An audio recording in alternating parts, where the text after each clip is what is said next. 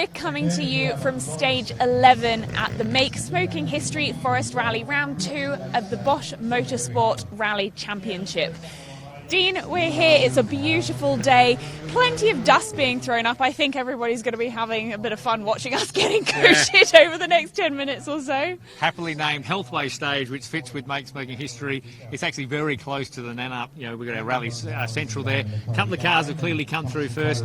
You can sort of hear in the background, we've got some commentary here, some people and the spectators enjoying it. And a good opportunity to maybe talk through the day, but also see some of the cars coming through live at the same time. Absolutely. Let's have a little bit of a chat about the action that we've seen today. We've seen Harry Bates. He's found his mojo. He's had a few difficult rallies and it seems like he's really bouncing back. And new dad. Maybe that's the ticket. Maybe that is. We'll have to talk about that tonight. Yeah, there was a bit of talk in the press, particularly the rally press, about has he lost his mojo and stuff, particularly late last year while battling Hayden Paddon, in that APRC and trying to win the championship with a lot of pressure on Haddon. An uncharacteristic accident, and then of course an untimely accident after a mechanical in Tasmania, which was unusual. So it's only 2 rallies to lose your mojo, but you can see, even from us speaking to him at the end of the stages, he's got a smile back on. The car's dialed in. He's doing a very good job. Despite it being really loose, he's done a really good job leading the way. And if you have a look at the cars coming through, so Troy Dow's coming up behind us now in the Skoda. Only second time he's been in this car. Let him go through. Setting it up. We'll see some quite different under brakes. A bit hard once they take the corner here, Jess, of how they work through. Luca Neer was just prior to that. We saw him really come out wide and flick up a lot of dust over us. That was when we got absolutely coated. We like Troy because he's looking after us. But from that point of view, it'll be something we talk about a little bit with these sorts of telecasts where we say that there's a line or the first car on the road sweeping it, and sort of as you look at the road surface coming through, you see that the line changes, so the road evolves. And sometimes being car one, you are literally the pioneer. So for him to be doing a good job for that and be leading the way, he's really happy with. And of course, Lewis is then in a difficult position where he's the championship leader, wants to chase, but came out of the blocks really strong as well. He did. He had a great start last night. Someone who also had a great start last night was Alex Rullo, but we're not going to be seeing him coming through this stage because unfortunately he's had to retire with damage. Yeah, unfortunately, in one of the previous stages just prior to the service, he's gone wide, and he actually said he misheard a pace note. So he's got a 9 and his notes would be quite fast into a tightening 6. He didn't hear the 6. So tightening, ran out of road. They got to the end of the stage without losing a heap of time necessarily. Like dropped over a minute, which they wouldn't have been happy with. But I think it's done suspension damage. They can't repair it. It'd probably be unsafe to come back out. But it does show that that is a brand new Hyundai R5 car or Rally 2 car that's come out. And it's on the pace. He's a talented driver, and I think last night showed that that's a tricky little spectator stage, but he's got the talent, the car's good enough, and as he evolves and learns the notes, he's going to be one to watch. And even his dad, Peter, who's a Targa winner, getting used to doing gravel work shows that the sport's on the up and up, and we've got a lot of leading contending cars. Definitely excited to see what he can do as he finds his feet in the ARC. Now, some of the competitors that we're going to be seeing coming through here will be some of the crews from Tasmania. They're Tasmanian locals, first time in WA, and it's really good to be seeing them doing so well. But this is a local man, Daniel Gonzalez. Yeah, so you see him trying to brake straight then, so doing a lot of work. You want the energy, you want the car to brake, to get the grip to turn it in and get it to move. So you'll sort of see some slightly different lines per se, but if you get offline too much, you're actually just burning time, we say, because you're out in the loose stuff, the car has no grip. This is the second pass of this bit of road, and we've had 50 cars through it. So what you're sort of seeing when this dust clears, Geordie could have a look at it, and you can sort of, it's pretty dusty there at the moment, Geordie, but you'll see that there's a line. So there's almost a berm there as well that you've got to be a bit careful of at the same time. So that's part of the evolution of what we do with driving and trying to adapt stage by stage. It changes as we go. It could even rain overnight and the stages change again. An interesting part for Perth, and I know I'm a Perth boy, they think I carry on about it, but this... Not at all, Dean, not at all. This part of the world is renowned for the ball-bearing gravel, but I actually think it comes to the fore more in these dry conditions, because when it's wet, would you believe it actually, the first part of getting wet, it actually grips up, it almost joins the road together, and then if it gets really wet, it's wet like everywhere else, and it's just slippery.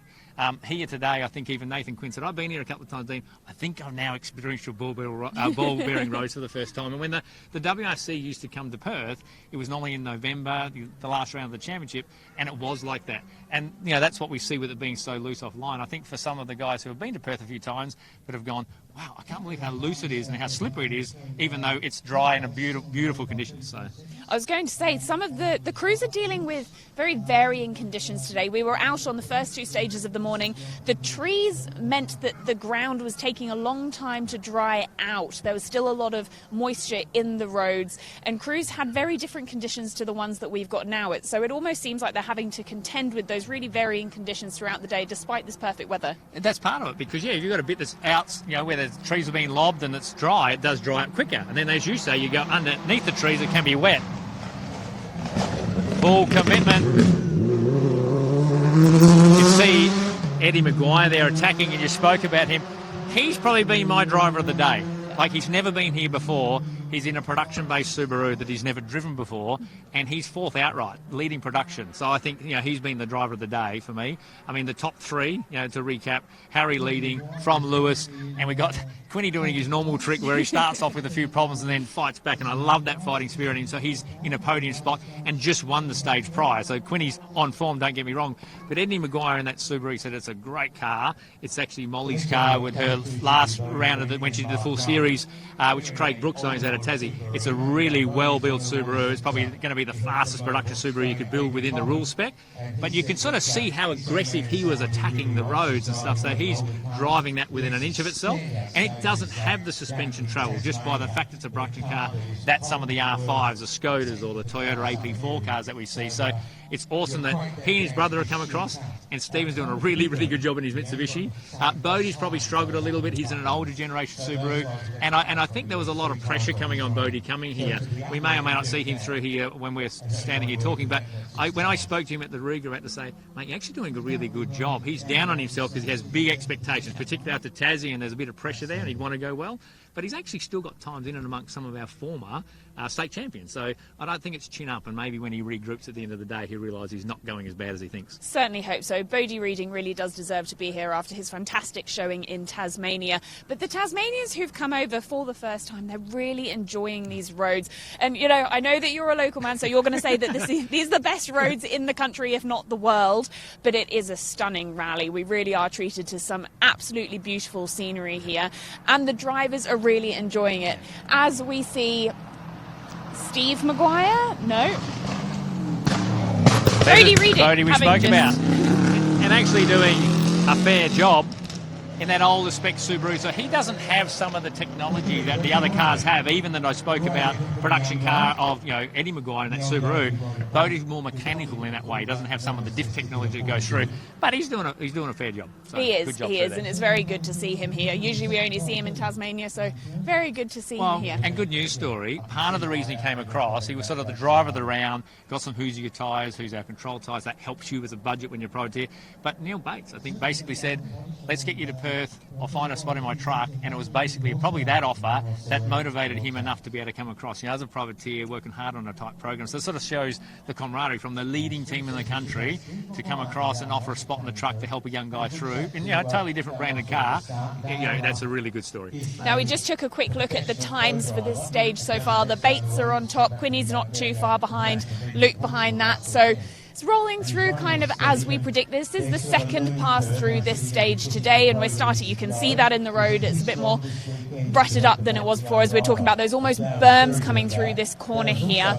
But it is a massive field. We've not only got an awful lot of ARC cars, but the state championship is big as well. Of course, because of the big field. Now Geordie's on the shot. Can you sort of see how even the colour changes? So you sort of got your apex there with a bit of a slight mount on the inside, but see how that's going to be all on the outside of that corner, basically full of bull dust, we call it, because it's so loose if you get out wide. So when you're braking, you want the car to work and you want to stay within those parts. But as you can see, it's sort of a set line to go if you want to be efficient around there. So it's that balancing act of power on, when it goes on, to be able to make the most. And this is just one of, you know, hundreds of corners that you see, and that's once again one of the beauties of rallying over circuit racing, I guess, that I love, is the fact that you do, and it does change a lot. So let's have a good look at here. So this is Steve Maguire in the Evo, his brother.